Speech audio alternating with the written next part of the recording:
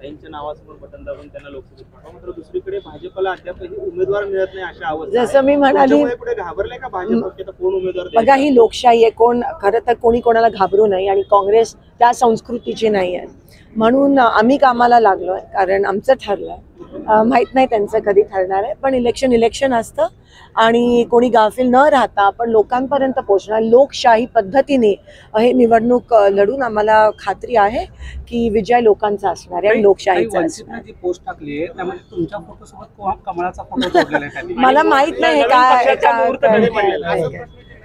मी त्याच्याबद्दल ऑलरेडी स्पष्टीकरण दिलं आहे. माझ्या रक्तात काँग्रेस आहे आणि आम्ही लोकशाही आणि संविधान जिवंत ठेवण्यासाठी शेवटच्या श्वासापर्यंत काम करत असू.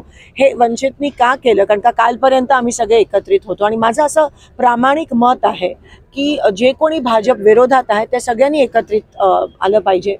मी रिपीट करते की जे पक्ष महाविकास आघाडी किंवा सेक्युलर वोट्स डिवाइड करतात ते ऑब्व्हियसली भाजपाला मदत करतात, पण मी कोणाचं नाव नव्हतं घेतलं. मला माहित नाही त्यांना हे काय साध्य करून त्यांनी ती पोस्ट टाकली आणि त्यांनी ती काढावी. ताई सध्या